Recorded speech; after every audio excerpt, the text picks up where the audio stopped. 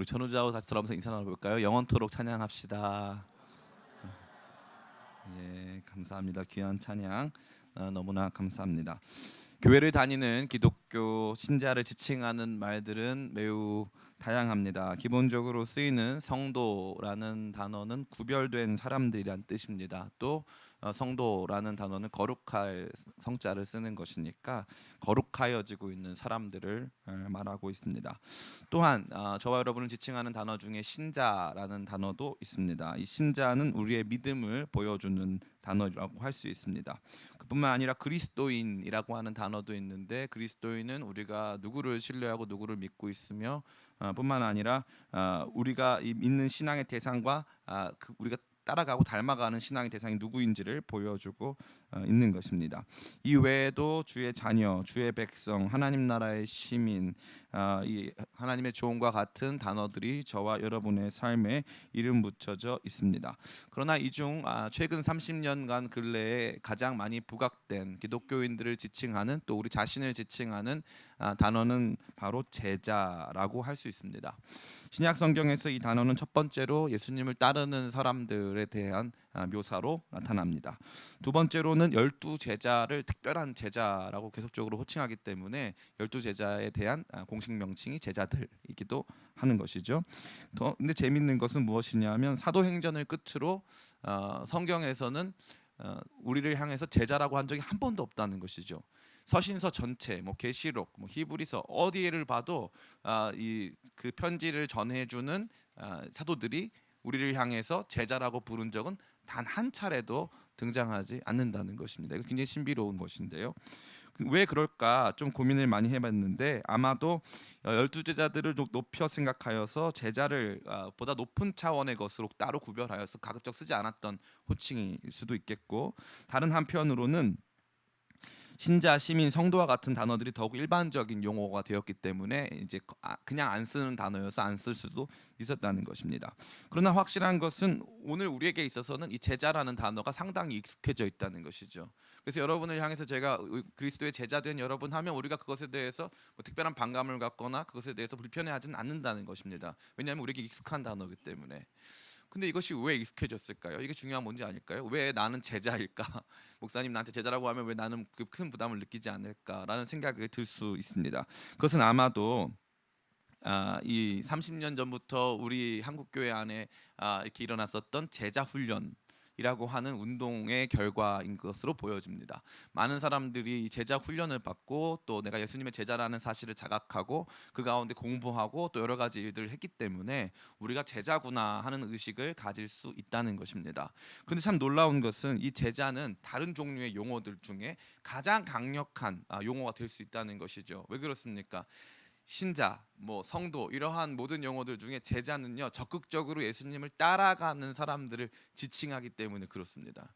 제자가 되었다는 것은 예수님을 따라간다는 뜻이에요. 그냥 가만히 멈춰서서 예수님이 주시는 것 먹고 예수님이 주시는 것 누리는 수준이 아니라 예수님을 실제적으로 따라가는 사람들이 제자이기 때문에, 그래서 제자에는 훈련이 필요하다는 것이죠. 제자가 되는 과정에는 훈련이 요청되고 있다는 것을 지속적으로 말해주고 있습니다. 그러기에 오늘 우리에게 있어서 제자라는 단어는 익숙하지만 다른 한편으로는 우리에게 이 제자라는 단어는 엄청난 의무감, 또 어떠한 부분에 있어서 헌신과 순종을 요구하는 단어가 될 수 있다는 것입니다. 지난 시간 우리는 예수님이 하나님 나라를 권위 있는 말씀과 놀라운 능력 행함으로 선포하고 계셨음을 발견했습니다.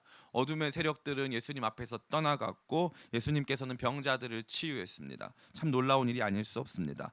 이제 오늘은 그 참 선지자 되신 예수님, 하나님의 나라를 선포하시고 어둠의 권세를 물리치신 예수님께서 그분의 제자를 부르시는 장면입니다.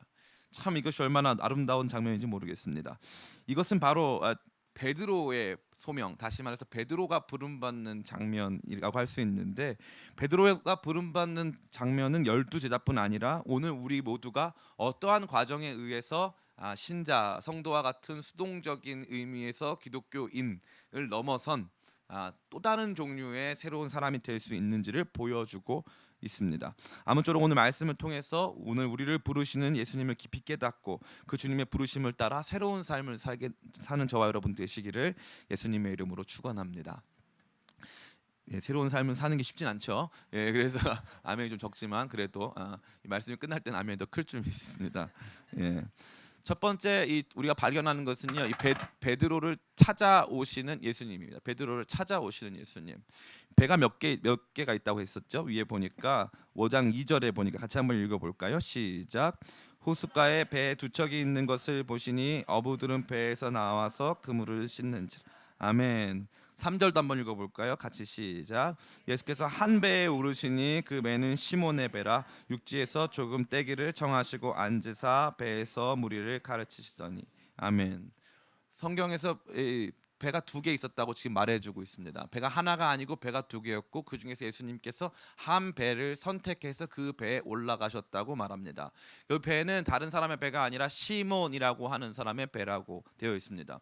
우리가 성경을 그냥 대충 읽다 보면 예수님이 그냥 시몬의 배에 오르셨나 보다 할 수 있는데, 성경을 자세히 읽어보면 이 시몬이 지금 누가복음에서 처음 등장하지 않는 것을 발견할 수 있는 것입니다. 시몬은 어디에 등장합니까? 바로 앞 4장에 등장합니다. 예수님께서 첫 번째로 고치신 병자는, 물론 예수님께서 첫 번째 행하신 능력은 이 가버나움 회당에 있던 귀신을 쫓아내신 것입니다. 그러나 예수님께서 첫 번째 고치신 병자는 다른 사람이 아니라 시몬 베드로의 장모의 열병을 고쳐주셨습니다. 그렇기 때문에 예수님과 시몬은 초면입니까? 구면입니까? 구면입니다. 예수님과 시몬은 만난 적이 있습니다. 예수님은 시몬 베드로의 장모를 고쳐주셨고, 또 이제 이 두 배 중에 하필이면 시몬의 배에 오르사 시몬에게 말을 거시고 시몬을 제자로 부르시기 때문에, 예수님께서 시몬 베드로의 배에 오르셨다는 것은 시몬을 구체적으로 지목하여 특정하여 그를 찾아오셨다는 것을 저와 여러분에게 강하게 보여주고 있는 것입니다. 하나님께서는 저와 여러분을 찾아오십니다. 하나님께서는 그분의 제자를 찾아오십니다. 어떤 사람이 이렇게 말했어요. 예수님, 저 예수님 따르고 싶습니다 하니까 예수님께서 뭐라고 하냐면, 인자는 머리 둘 곳도 없다 말씀하셨습니다. 그래서 예수님을 따라오는 것에 대해서 그에게 어려운 말씀을 주셨어요. 그런데 또 다른 사람들, 어떤 종류의 사람들이냐면, 예수님이 지목해서 너는 나를 따르라 하는 사람들이 있다는 것입니다. 참 놀랍죠. 그래서 우리가 주님을 따르게 된다는 것, 단순히 이 시몬 어떤 사람이었냐면은 예수님의 기적을 본 사람이에요.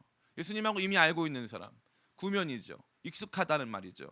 그러나 재밌는 것은 그는 예수님을 따르진 않았습니다. 예수님의 능력을 체험했지만 예수님을 따르진 않았다는 것이죠.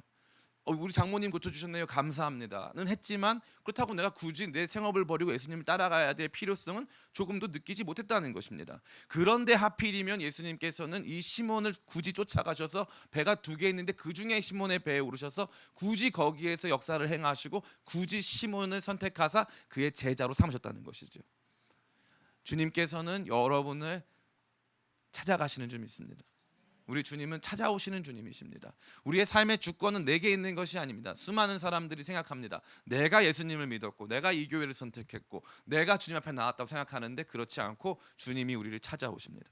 주님이 우리를 찾아오사 우리의 이름을 부르시고, 주님이 우리를 찾아오사 우리의 공허한 삶에 새로운 역사들을 만들어 가신다는 것입니다. 이 말씀은 그것을 저와 여러분에게 너무나도 명확하게 보여주고 있습니다. 그럼 주님이 언제 찾아오실까요? 이것이 굉장히 중요한 문제 아니겠습니까? 주님이 우리에게 찾아오시는 순간이 있습니다. 따라해 볼까요? 공허한 순간. 주님이 우리를 찾아오시는 순간은 매우 공허한 순간입니다. 어떤 날이었습니까? 시몬은 뭐 하고 있었습니까? 2절 보니까 호숫가에 배 두 척 있는 것을 보시니 어부들은 배에 나와서 그물을 씻는지라. 배에서 그물을 씻는다는 것은 밤새 고기잡이를 한 다음에 그 결과 많이 녹슬고 또 상하게 된 그물을 세척하는 작업을 말하는 것입니다. 그물 세척을 하고 있는데, 재밌는 건 우리가 이 그물이 아무것도 잡지 못한 공허한 그물이었다는 사실을 알고 있지 않습니까? 재밌는 건 이 사람의 노동은 지금 두 배로 힘들다는 것이죠. 이 그물은 물에서 던지면서 물고기 잡으면서 기쁨을 누렸어야 하는 그물인데, 전혀 그 기쁨도 누려본 적이 없고, 돈 한 푼 땡전 한 푼 못 벌고 밤새 고민하고 밤새 고생했던 그물인데, 심지어 이 그물마저 씻어서 잘 널어놔야 된다는 거죠. 그럼 내일은 물고기를 더 잡을 수 있는 기대가 있을까요? 아니요. 야, 이렇게 물고기 안 잡혀서 어떡하냐, 야, 장사가 이렇게 안 돼서 어떡하냐, 나 망하는 거 아니냐, 참 힘들다 하는 그 순간, 우리 주님은요, 여러분을 찾아오시기 전에 여러분을 공허하게 만드세요. 배고프게 만드세요. 기다리세요. 여러분이 공허할 동안, 배고플 동안 기다리시는 거죠. 하나님께서 아브라함을 언제 찾아오셨습니까? 75세 때 찾아오셨습니다. 75세 때. 아이가 없는 아브라함 75세에 찾아오셔서 너는 이제 아비본토 친척집을 떠나서 내가 너에게 명령할 곳으로 가라 말씀하시는 것입니다. 더 이상 내가 내 힘으로 할 수 있는 것이 아무것도 없다고 느껴질 때, 내 인생은 아무것도 좋은 결과가 없다고 느껴지는 그 순간 주님께서 아브라함을 찾아오시는 것입니다. 모세에게는 언제 찾아오셨습니까? 모세가 80살 때 우리 주님께서 모세를 찾아오셨습니다. 주님께서 모세를 찾아오셨을 때 그는 이미 40년의 시간을 허송세월해야 했습니다. 40년 동안 아무것도 하지 못한 채 이집트 왕자에서 40년 동안 광야의 목동으로 무의미한 삶을 살고 있었던 모세를 향하여 우리 주님께서 찾아오신 것입니다. 야곱은 언제 찾아왔습니까? 야곱은 장자의 축복을 받았지만 형 에서에게 이 살인의 이 위협을 받았습니다. 살인의 위협을 받고 자기가 사랑했던 어머니, 이 야곱은 집에 사는 사람이고 에서는 들에 사는 사람인데 지금 누가 들에 나가 있습니까? 집에 살던 사람이 들에 나가 있습니다. 아무것도 없는 들에, 우리 어머니가 안 계신 그 들에, 나를 붙잡아줬던 우리 어머니가 안 계신 그 들에 나가서 그 밤에 아무것도 없는 땅에서 돌을 베개 삼아 잘 때, 그때 하늘의 사닥다리를 보여주시면서 그때 야곱을 만나 주신다는 것입니다. 사랑하는 성도 여러분, 주님께서 여러분의 삶에 때로는요 고난을 주시고 아픔을 주시고 공허함을 주십니다. 밤새 그물을 던졌지만 아무것도 잡지 못하는 날 주님께서 여러분의 삶에 찾아오실 것입니다. 주님께서는 여러분을 포기하신 적이 없습니다. 나 너무 힘들다, 아무것도 아니다, 정말 내가 열심히 살아봐도 내 인생에 거둬지는 것은 아무것도 없다 하는 그 순간이 반드시 온다는 것이죠. 그리고 그 순간에 주님은 여러분을 찾아오신다는 것입니다. 너무나도 놀랍습니다. 주님께서는요 그 모든 상황을 다 알고 계셨습니다. 어떻게 할 수 있습니까? 4절 말씀 보니까 기가 막혀요. 같이 한번 읽어볼까요? 시작. 말씀을 마치시고 시몬에게 이르시되 깊은 데로 가서 그물을 내려 고기를 잡으라. 아멘. 이 얼마나 생뚱맞은 말입니까? 예수님께서는 시몬 베드로의 배를 이용했습니다. 시몬 베드로의 배를 이용하여서 많은 무리들을 가르치셨습니다. 베드로의 배가 이용당했을 때 베드로는 예수님과 아무 상관이 없었습니다. 그저 이 아무 물고기 잡지 못하는 쓸모없는 배 그냥 그렇게라도 좀 쓰세요 하고 내어드린 것밖에 한 것이 없다는 것이죠. 근데 예수님께서 갑자기 이 배의 주인인 베드로를 향해서 말씀하십니다. 깊은 데로 가서 그물을 던져라. 예수님의 직업은 목수고 베드로의 직업은 어부입니다. 목수가 어부한테 지금 이 훈수를 두는 거예요. 깊은 데로 가서 그물을 던져라. 아무것도 잡지 못했는데 밤새 공허한 시간을 보냈고 너무 힘들고 잠도 못 자서 피곤해 죽겠는데 배를 빌려줘서 퇴근도 못하는 상황에서 갑자기 예수님께서 말씀하시는 거예요. 깊은 데로 가서 그물을 던져라. 내 그물이 비어 있음을, 최선을 다했어도 아무것도 얻지 못했음을 우리 주님은 아신다는 것입니다. 그래서 거기에서 말씀하십니다. 깊은 데로 가서 그물을 던져라. 그때 베드로가 어떻게 합니까? 베드로가 이렇게 말합니다. 5절 말씀입니다. 같이 한번 읽어볼까요? 시작. 시몬이 대답하여 이르되 선생님 우리들이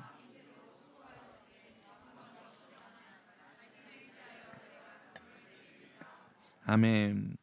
시몬 베드로는 예수님을 지금 뭐라고 부르고 있습니까? 선생님이라고 부르고 있습니다. 근데 너무 놀라운 것은 뒤에 보면 어떻게 돼 있죠? 우리 8절 말씀 같이 한번 읽어볼까요? 시작. 시몬 베드로가 이를 보고 예수의 무릎 아래 엎드려 이르되 주여 나를 떠나소서 나는 죄인이로소이다 하니. 아멘. 처음에는 선생님으로 시작했는데 나중에 주님이 됐습니다. 처음에 그에게 있어서는 예수님은 선생님이었습니다. 우리 집에 찾아오셔서 우리 장모님 고쳐주신 고마운 선생님. 그 고마운 선생님이 내 배를 빌려달라고 그래서 밤새 피곤하지만 그래도 우리 장모님 고쳐줬으니까 배를 빌려줄 수 있는 내가 아는 선생님. 그러나 나와 아무 상관도 없는 선생님. 근데 그 선생님이 나한테 말을 걸어옵니다. 공허한 인생을 향해서 어부인 자기를 향해서 목수인 예수님께서 말을 걸어와요. 깊은 데 가서 그물 던져. 만약에 어저께 밤에 내가 물고기를 많이 잡았다면 이 말을 들었을까요? 안 들었을까요? 안 듣죠. 내가 물고기 많이 잡았는데 목수가 뭐랍니까? 내가 어부인데요. 나는 성공하고 있고 나는 많은 물고기를 잡고 있는데 왜 말을 듣겠습니까? 그런데 그 선생님이 나에게 던지시는 그 말씀 한 구절이 참 마음에 와닿습니다. 아무 상관없는 내 삶 주변에서 좋은 일도 행해 주시고 특별한 일도 잘 행해 주셨던 그분, 내가 아는 그분, 유명한 그분, 내 배를 오늘 이용하겠다고 하셔서 내가 선심을 써서 배를 내어드린 그분이 갑자기 나에게 말씀을 하시는데, 내 공허한 삶을 향해서 말씀을 하시는 거예요. 가서 그물을 던져라. 나를 아시고 나에게 던지시는 그 말 한마디, 그때까지 그 말이 올 때도 그분은 내 주님이 아니에요. 그분은 그저 내 선생님이에요. 나랑 익숙한 분, 우리 어머니 고쳐주시고 장모님 고쳐주시는 분, 조금 능력 있고 유명한 분, 다른 사람들은 다 그분을 믿고 따르지만 나는 아직 그분을 따를 준비가 안 돼 있는 바로 그분이 내 삶을 향해 내 삶의 공허함을 그대로 아시고 나에게 정확하게 말씀을 하신다는 거죠. 엄청난 믿음 가지고 한 건 아닙니다. 공허했기에, 기왕 이미 다 망가진 삶이기에 한번 그 말씀 듣고 한번 살짝 그물을 던져보려고 깊은 데로 나아갑니다. 어떤 일이 벌어집니까? 6절 말씀 같이 한번 읽어볼까요? 시작. 그렇게 하니 고기를 잡은 것이 심히 많아 그물이 찢어지는지라. 아멘. 이상한 일이 벌어졌습니다. 나를 아시고 나에게 던지신 그 말씀을 내가 작은 믿음을 가지고 했는데 갑자기 엄청나게 놀라운 역사가 일어나는 것입니다. 이미 예수님의 역사는 들어서 알고 있었고 우리 집안에서 일어났었기 때문에 예수님의 역사는 내게 익숙한 것이었습니다. 그러나 그 역사가 내 삶에 이루어지는 것, 나의 작은 믿음의 순종에 하나님의 놀라운 역사가 내 삶에 이루어지는 것을 보았을 때 베드로는 엄청난 충격을 받았습니다. 근데 이 엄청난 충격의 방향은 저와 여러분이 상상하거나 예상할 수 있는 것이 전혀 아니었습니다. 왜 그렇습니까? 우리가 예상할 수 있는 방향은 이것입니다. 예수님, 제가 예수님 제대로 못 믿었었는데 다시 봤어요. 예수님 이렇게 놀라우신 분이셨군요. 감사합니다. 계속 제 배에 타 계세요. 제가 예수님께 특별한 헌금을 매번 드리고 예수님을 절대 이 좋은 분으로 모시면서 예수님 절대 버리지 않겠습니다. 예수님 나와 함께 계셔서 계속 저랑 같이 이 사업을 하시죠. 예수님 저랑 같이 수산 회사를 만드시죠. 그래가지고 계속 물고기 잡아가지고 통조림을 만들어서 공급하시죠. 예수님만 함께 계시면 엄청 성공할 수 있겠네요. 이게 우리가 상상할 수 있는 예수님 능력에 대한 반응 아닙니까? 그리고 실제로 이러한 반응을 하는 사람들이 매우 많지 않습니까? 그런데요, 베드로의 반응이 이상해요. 베드로의 반응이. 그것은 어떤 반응입니까? 8절 말씀 같이 한번 읽어볼까요? 시작. 시몬 베드로가 이를 보고 나는 죄인이로소이다 하니. 아멘. 이상하죠? 주여 나를 떠나소서 나는 죄인입니다. 베드로가 갑자기 이상한 일을 고백하는 것이죠. 자기의 죄를 고백합니다. 우리는 베드로의 죄가 무엇이었는지 알지 못해요. 그러나 베드로가 경험한 것은 이 예수님은 죄 없으신 하나님이라는 사실을 경험한 것이에요. 작은 믿음의 순종을 통해 우리의 삶에 놀랍고 큰 역사가 일어났을 때 이미 내 배에 타 계셨고 이미 내 삶에서 역사하고 계셨지만 그 예수님을 완전히 다르게 보기 시작했다는 것입니다. 그 예수님의 놀라우신 역사가 그로 하여금 예수님이 누구신지를 깨닫게 했고 자기 자신이 누구인지를 깨닫게 했다는 것이죠. 하나님의 영광스러움 앞에 우리는 우리 자신이 누구인지를 발견하게 된다는 것입니다. 제자가 된다는 것은 이러한 과정을 통해서 제자로 나아가는 것입니다. 많은 성도님들이 신방을 요청하십니다. 신방 가서 제가 기도 많이 해드리고 또 여러 가지 위로의 말씀 또 권면의 말씀 해드리면서 많이 이렇게 도전받고 위로받으시는 분들이 많이 계세요.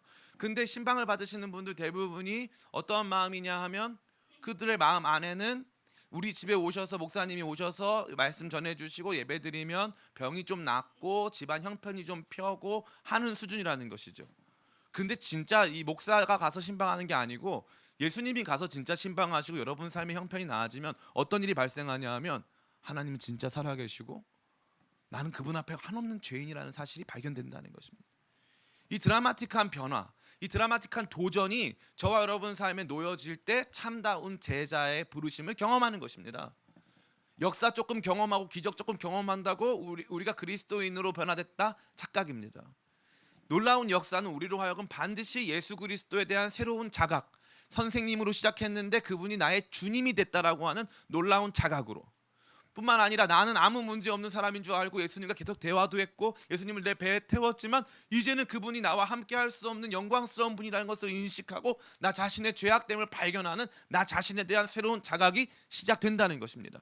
이러한 주님에 대한 새로운 자각, 새로운 의식과 우리 자신을 향한 거룩한 자각이 없이는 우리는 참다운 제자의 삶을 살아갈 수 없는 것입니다. 제가 누누이 강조하고 또 많이 간증했는데, 제가 어렸을 때 저희 어머니는 신앙심이 너무 좋으셨어요.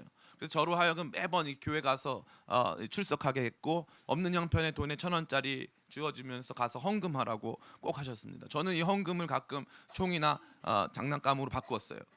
가서 이제 문방구를, 교회보다 먼저 문방구를 가서 총이나 장난감으로 바꿨습니다. 만약에 제가 산 총이 진짜 총이었다면 저희 어머니는 저를 쐈을 거예요. 그 정도로 저희 어머니는 이 헌금하고 예배하고 하는 것을 너무나도 강조했어요. 저에게 있어서 예수님이란 분은 어떤 분이셨냐면은, 예수님은 이 미국에 계신 삼촌이었어요. 예수님 딱 그거밖에 없었어요. 예수님 미국에 계신 삼촌. 우리 때는 미국에 삼촌이 있는 친구가 좀 있으면 굉장히 부러웠어요. 전 여기 용산 초등학교 나왔는데, 저희 반에 각 반에 한두 명씩 꼭 미군 부대 이 자녀가 있었어요. 그러면요, 걔가 이제 저희를 데리고 미군 부대에 들어가서 스낵바 같은 데 데려가지고 오락실 데려가지고 별천지예요. 별천지 너무 재밌는 거예요. 맛있는 음식도 많고, 그 당시에 뭐 햄버거 이런 게 어디 있습니까? 너무 맛있고 너무 즐겁고 행복한 시간이죠. 근데 게다가 또 미국에 삼촌이 있고 이런 친구들 있으면요, 가끔 되게 좋은 선물을 보내줘요. 한국에는 없는 아주 질 좋은 장난감이나 아주 질 좋은 옷을 선물해 준다는 거죠. 즉 저에게 있어서 예수님은 미국에 있는 삼촌이었어요. 그래서 그 삼촌이 유명하고 돈도 많고 그런데 나를 좀 알고 계신대요. 그래서 왜냐하면 목사님들이 기도해 줄 때 하나님이 너를 아신다 하니까, 그 삼촌이 저를 아세요? 다행이네요. 그 삼촌이 저를 아시니까 선물도 주시겠네요. 그래서 그 삼촌한테 열심히 기도하면 삼촌이 선물도 주셔. 그러니까 제가 그런 마음 가지고 기도 열심히 했겠죠. 그런 마음 가지고 기도 열심히 했어요. 그럼 가끔 진짜 선물을 보내오시는 거예요. 신기하잖아요. 그래가지고 그 예수님을 그렇게 미국에 계신 삼촌쯤으로 여기고 믿어왔다는 거죠. 근데 갑자기 제가 이 20대 초반 중반이 넘었을 때 그 삼촌이 제 배에 타시더라고요. 완전히 망가진 저의 삶에 찾아오셔서 그 배에 타세요. 그 배에 타셔서, 그 전에는 맨날 읽어도 아무런 느낌도 없었던 이 말씀의 바다에, 야, 깊은 데로 가서 그물 던져봐, 더 읽어봐, 더 깊이 묵상해봐, 더 기도해봐. 말씀의 바다에 그 주님이 오셔서 그물을 던지라고 하는 거예요. 너 뭐 다른 거 할 일 있냐? 네 그물 텅텅 비었잖아. 거기다 던져봐. 근데 그 전에는요, 그 말씀이 바빠요 주님, 저 이제는 제 그물 뭐 좀 차 있어요. 저쪽 가서 던지면 그물 물고기 좀 잡을 수 있어요 하면서 살아오던 제 삶에 아무것도 없이 텅텅 비니까, 그럼 한번 이거라도 던져보자 해가지고 던져보니까 그물이 찢어지도록 엄청난 은혜가, 그물이 찢어지도록 엄청난 역사가 제 삶에 임하는 것을 본 거예요. 그러면 제가 잘됐다, 이왕 다 망한 거 목사나 되자, 목사나 돼가지고 돈이나 한번 벌어보자, 이런 마음으로 시작했을까요? 아니요. 하나님 말씀이 처음 제 안에 부어지기 시작하는 순간 제가 고백한 것은, 주여 나는 죄인입니다, 나를 떠나십시오. 하나님이 누구신지 알게 되고, 그분이 어떠한 분이신지 알게 되고, 그분 앞에 그분의 거룩함 앞에 내가 얼마나 큰 죄인이라는 사실을 발견하고 완전히 무릎 꿇고 엎드리는 것입니다. 이 과정이 없이는 참다운 제자의 삶을 살아갈 수가 없습니다. 혹시 여러분 지금 밤새 그물 던졌는데 지금 이 그물에 잡은 것이 아무것도 없습니까? 세상을 10년, 20년, 30년, 40년, 50년, 60년, 70년, 80년 살았는데 내 삶에는, 내 그물은 텅텅 비어서 공허하십니까? 주님께서 여러분이 찾아오실 날이 멀지 않았습니다. 주님께서 여러분을 찾아오셔서 말씀하실 거예요. 그때 던져지는 그 작은 한 말씀은, 그 이전의 다른 말씀과 비교할 수 없이 나 자신에게 한 번쯤 거기에 그물을 던져보고 싶다라고 하는 충동을 만들어낼 수 있는 말씀이에요. 그게 던져지고, 그 던져진 말씀, 그 던져진 순종 위에 놀라운 역사가 일어날 때 우리는 주님 앞에 무너지게 되는 것입니다. 하나님의 영광스러움을 경험하고 무너지게 된다는 것이죠. 그 이후에 놀라운 일이 나타나기 시작합니다. 어떤 일이 나타납니까? 11절입니다. 같이 한번 읽어볼까요? 시작. 그들이 배들을 육지에 대고 모든 것을 버려두고 예수를 따르니라. 아멘. 그들이 배들을 육지에 대고 모든 것을 버려두고 예수를 따르니라. 이게 제일 이해가 안 되는 부분이 아닐까 합니다. 이게 제일 이해가 안 되죠. 왜 그렇습니까? 예수님이 내 삶의 공허함을 해결해 줬잖아요. 내 삶의 문제가 해결받았잖아요. 내 삶에 필요한 것들이 공급받았잖아요. 그러면 어떻게 해야 됩니까? 그 공급받은 걸로 먹고 살아야죠. 그 채워진 것으로, 내 필요를 채워진 것으로, 그것으로 만족해야죠. 근데 어떤 일이 발생합니까? 잡은 그걸 다 버렸다는 거예요. 그것 예수님이 잡게 해주셨는데 잡은 그것을 다 버렸다는 거예요. 그리고 예수님을 따르기 시작했다는 것이죠. 이게 참 기가 막힌 것 아닐까요? 오늘날 이 많은 이 선교사님들이 계세요. 제가 이 해외에 나가 보면요, 재밌는 건요, 해외 나가 있는 선교사님들이 한국에서 별 볼일 없는 이런 분들이 많이 없으세요. 한국에서는 다 대기업 다니시고 한국에서는 나름 굉장히 유명한 분들이 해외 나가 계신 분들이 굉장히 많아요. 의사, 특별히 의사가 많거든요, 해외에. 서울대학 나오고 좋은 대학 나와서 부모가 얼마나 아깝겠어요. 그런 사람들이 해외에서 선교하는 경우가 아주 많습니다. 이 땅에서 누릴 수 있는 좋은 거 다 내어버리고요, 그 땅에서 정말 힘든 삶을 살지만 예수님을 따라가요. 그럼 물어봅니다. 선교사님 왜 선교를 시작하셨어요? 아니, 선교를 시작하신 이유 뭐냐면 다 이런 케이스가 있어요. 어떤 날 기도하는데 주님께서 말씀하셔서 그 작은 말씀에 순종했는데 제가 여기까지 왔네요. 주님의 역사가 우리 가정을 살리시고 고치셨는데 여기까지 왔네요. 아니, 가정 살리고 고치고 부유해되고 회복됐으면 잘 살면 되지 왜 예수님을 따라갑니까? 그게 우리가 이해를 못하는 측면인데, 예수님을 진짜 만나면 그분을 따라가게 돼 있다는 거죠. 내가 가진 모든 것, 그러니까 우리가 생각했을 때 우리의 기도는 그럼 어느 차원인지를 잘 보셔야 돼요. 우리의 기도가 주님 내 필요를 채워주세요, 주님 내가 원하는 것들을 공급해 주세요 하는 기도로 멈춘다면, 예수님이 진짜 그것을 공급해 주셨을 때 예수님은 여러분은 그것을 버리고 예수님을 따라가야 한다는 거죠. 따라가게 된다는 거예요. 그럼 우리가 필요를 공급해 달라는 그 기도가 사실은 어떤 기도입니까? 따라해 볼까요? 위험한 기도. 위험한 기도죠. 왜냐하면 주님 공급해 주세요, 주님 제 배에 타주세요, 주님 제가 밤새 그물을 아무것도 못 잡았습니다, 제 그물도 채워주세요. 그 그물이 채워지는 순간 여러분이 경험하는 건 뭐예요? 주여 나를 떠나서 나는 죄인입니다. 그 다음에 어떻게 되는 거예요? 모든 것을 버려두고 주님을 따르는 것이죠. 제자가 된다는 건 바로 그런 거예요. 예수님은 여러분을 지목하고 여러분을 특정해서 여러분을 따라오세요. 여러분을 따라오세요. 제가 제일 좋아하는 책 중에 하나, 존 스토트 목사님이 나는 왜 그리스도인인가 라는 책이 있어요. 이 책은 버트란드 러셀이라고 하는 영국의 철학자가 쓴 나는 왜 그리스도인이 아닌가에 대한 대답이에요.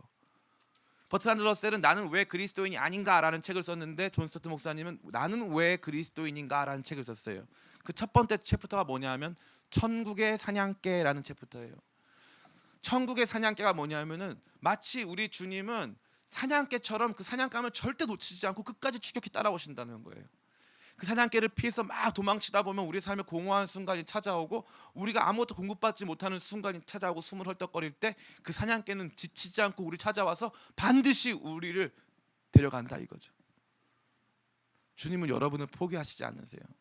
시몬 베드로의 집에 들어가셨고 시몬 베드로의 배에 타신 그 주님, 내 집에 들어오셨고 내 배에 탔지만 그 주님을 인정하고 싶지 않았고 그 주님을 따라가길 원치 않았고, 무리들은 그분의 말씀을 듣지만 나는 그분의 말씀에 관심 없었어요. 왜냐? 나는 어떻게 밤새 그물질을 했는데 아무것도 잡은 게 없거든요. 나는 내 생활이 바쁘거든요. 나는 내 삶이 너무 힘들거든요. 나는 피곤하거든요. 나는 공허하거든요. 나는 그 말씀 따라갈 만한 그러한 사람이 아니거든요. 그런데 그 주님이, 무리를 향해서 말씀하시던 그 주님이 나에게 개인적으로 말씀을 던져 오실 때, 그때 그 말씀에 순종하여 작은 발걸음 한 걸음 뛰면 하나님의 놀라운 역사가 일어나고 그 앞에서 무너지고, 그 무너진 우리 자신의 삶이 가만히 생각해 봤더니 주님의 약속을 쫓아서 모든 것을 버려두고 주님을 따르는 사람이 된다는 것입니다.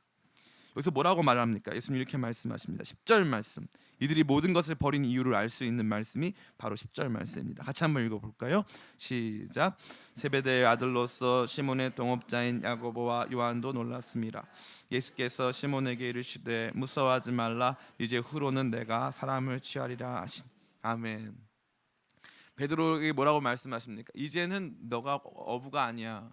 이제는 네가 단순한 생활인이 아니야. 이제 너가 살아가는 삶은 사람들을 어둠의 바다에서 건져내는 생명을 주는, 그전에는 생명을 빼앗는 어부였다면 이제는 생명을 주는 어부로 내가 너를 새롭게 할 거야 라는 주님의 약속이 있기에, 그 약속으로 말미암아 다른 모든 것을 배설물과 같이 버려두고 주님을 따를 수 있다는 것입니다. 이거 잡으려고 밤새 고민했는데, 이거 잡으려고 밤새 고생했는데, 이거 잡겠다고 이 모든 삶을 다하여서 지치고 피곤한 일상을 살아냈는데, 그거 잡은 건 다 뒤로 던져놓을 만큼 예수님의 그 말씀을 쫓아 우리의 삶을 드리게 된다는 것입니다.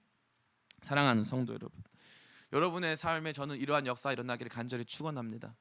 우리 기쁨의 교회는 예수님의 제자가 많았으면 좋겠어요. 여러분 아마 베드로일 확률이 매우 높습니다. 우리 집에서 한번 예수님이 찾아오셔서 장모님 고쳐주신 적이 있어. 장모님은 좀 한참 멀죠 느낌이.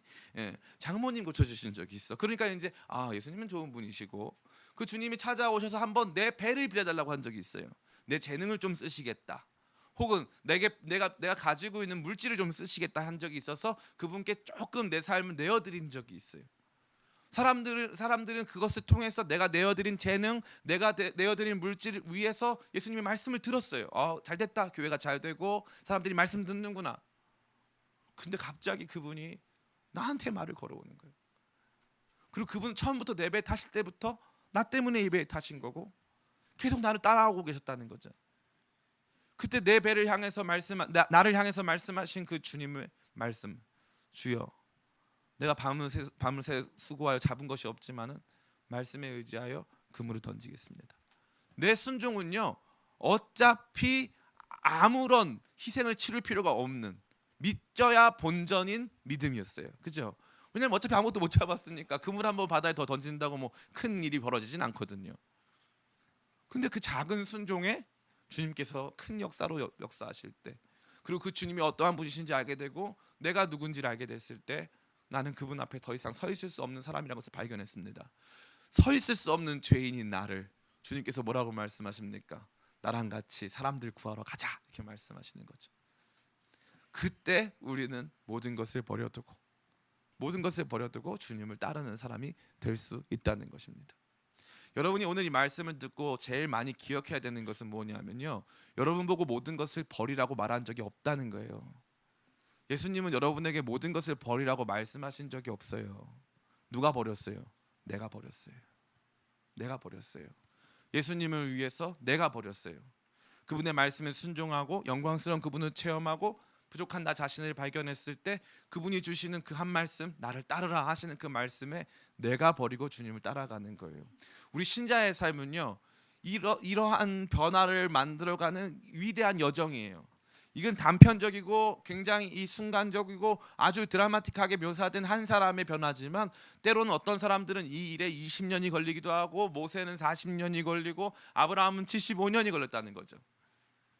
주님께서 여러분을 이러한 주님의 제자, 주님을 따라가는 사람으로 빚어가시는 과정은 굉장히 긴 시간이 걸릴 수도 있는 부분이에요. 그러나 확실한 것은 이거는 이렇게 하라는 게 아니라 이렇게 된다는 거죠. 이렇게 된다. 저는 여러분들이 이것을 바라보시기를 간절히 축원합니다. 성도로 살아갈 때 여러분의 삶에 이러한 일이 벌어졌을 때 이 설교가 기억났으면 좋겠어요. 맞네. 그 목사님이 그때 그렇게 말했는데 진짜 나의 삶에도 베드로와 같은 역사가 일어나는 것이네. 아무것도 할 수 없는 공허한 날 예수님 찾아오셔서 작은 믿음으로 순종했을 때 선생님이었던 그분은 나의 주님이 되시고 나는 그분 앞에 설 수 없는 죄인이었는데 그 주님께서 나를 부르실 때 모든 것 버려두고 예수님 따라가더라 하는 것입니다. 모든 것을 버려둔다는 것이 가치 있는 일이죠. 굉장히 가치 있는 일입니다. 그러나 이 예수님께서는 삭개오를 부르시는데요, 나중에 보면은 삭개오는 모든 것을 다 버렸습니까? 아니면 반만 버렸습니까? 삭개오가 이렇게 말합니다. 일어나서 내가 내 재산의 반을 가난한 사람들에게 나눠주고 네 것을 토색하여 뺏은 것이 있으면 4배로 갚겠습니다. 이렇게 말했어요. 다 버렸어요? 반 버렸어요? 반 버렸어요. 우리가 자꾸 어떻게 생각하냐면 이런 말을 제일 무서워하거든요. 모든 것을 버려두고 다 버려야 돼? 얼만큼 버려야 돼? 그러면 제가 여러분을 물어보겠습니다. 베드로가 굶었어요? 먹었어요? 먹었어요. 베드로가 부인하고 같이 사역했어요? 혼자 사역했어요? 부인하고 같이 사역했어요. 사도 바울이 말하지 않습니까? 베드로는요, 부인하고 같이 사역하고 먹고 살았어요. 사랑하는 성도 여러분, 이건요 어떤 거냐면 모든 것을 버려뒀다는 것은 우리 주님을 가장 가치 있게 여겼다는 뜻이에요. 가장 가치 있게 여겼다. 여러분 이런 지혜를 갖게 되시길 간절히 축원합니다. 성경을 종합적으로 다 읽어 나가면서 이 사람들이 모든 것을 버렸다. 그때 그 잡은 것은 다 버리고 예수님 따라왔지만 그러한 가운데 주님의 공급하심이 있었음을 기억하고 내 삶의 제일 중요한 자리에 주님을 모셔드릴 수 있다는 것을 발견하는 것입니다. 제자가 된다는 것은 주님을 따른다는 것이에요. 다른 어떤 것보다 중요하게 주님을 따르는 삶. 저는 이러한 분들 너무나도 많이 알고 있어요. 저를 비롯해서 그 어떠한 것도 제게 주님보다 더 중요하지는 않습니다. 그 어떠한 것도. 그 어떠한 것도 제게 주님보다 중요하지는 않습니다. 저는 이렇게 살려고 노력한 적이 있을까요, 없을까요? 없어요. 이게 재밌는 거예요. 없어요. 모든 것을 보다 주님을 더 사랑하겠습니다, 최선을 다해보겠습니다 한 적이 없어요. 그러면 늘 무너졌어요. 그럼 내게 늘 더 중요한 것이 있었어요. 근데 주님이 내게 찾아오셨고, 내가 정말 시범 반푼어치도 안 되는 작은 믿음으로 그분의 말씀에 순종했을 때, 그분은 내 장모님을 고쳐주신 예수님, 유명한 예수님, 내 배에 빌려 탄 예수님이 아니라 나의 주님이 되시고, 나의 주님이 내 배에 타셨을 때 나는 죄인이라는 것이 발견되고, 그분이 나를 따라오라 하셨을 때 그분을 따르는 삶이 가장 가치 있는 삶인 것을 발견하게 되는 것입니다. 그러면 베드로는요, 한 번도 실수하지 않고 예수님 끝까지 따라갔나요? 아니죠. 요한복음 21장 보면은 에이 나는 물고기 잡으러 가노라, 똑같이 이 장면처럼 물고기 잡으러 오는 날이 있어요. 예수님, 내가 예수님 부인하지 않겠습니다 했는데 예수님 부인했어요, 안 했어요? 부인했어요. 그게 누구예요? 베드로예요. 베드로. 그러나 어떻게 해요? 우리의 삶에 그분이 와서 말씀하셨을 때 가장 가치 있게 그분을 따르는 그 출발을 감당하는 것입니다. 따라해 볼까요? 내가 출발하면 주님이 책임진다. 예, 내가 순종하면 주님이 일하신다. 순종하면 주님이 일하시고, 내가 출발하면 주님이 책임지시는 모든 상황 속에서 우리 주님이 누구신지를 더 알게 되고, 그 주님의 능력과 역사 속에 우리 자신이 쓰임 받았다는 놀라운 감사와 찬양 속에 살아가는 거룩한 제자, 그 제자로 저는 여러분들이 부름받은 줄을 믿습니다. 예수님께서 하나님 나라 놀라운 역사를 만들어 가실 때 이 제자들을 통해서 일하시거든요. 저는 여러분들에게 선교를 많이 권장해요. 선교를 권장하는 이유가 뭐냐면, 거기 가면 예수님을 따라가는 사람들이 있어요. 여기 살다 보면요, 여기 살고 옆에 사람들하고 대화, 옆에 사람들을 지금 무시하는 뜻이 아니라 옆 사람하고 대화하다 보면요, 예수님 얘기를 처음에 2마디 시작했다가 나중에 드라마 얘기로 끝날 때가 많고, 그 다음에는 집 아파트값 얘기로 끝날 때가 거의 75%고, 그 다음에는 이제 옷, 뭐 먹는 거, 그 다음에 몸에 좋은 거, 이 연령별로 다른데 몸에 좋은 거. 근데 젊은 친구들도 몸에 좋은 얘기 많이 해요. 얼마나 몸에 안 좋은지 모르겠지만 몸에 좋은 얘기하고, 이게 우리의 삶이에요. 근데 선교지에 딱 나가보는 순간 그때 생각이 드는 거예요. 나 뭐하고 사는 거지? 나 누구 따라다니는 거지? 왜 내 삶에는 이러한 역사가 없었지? 있었는데 뭘 안 한다. 따라해볼까요? 나는 순종을 안 한다.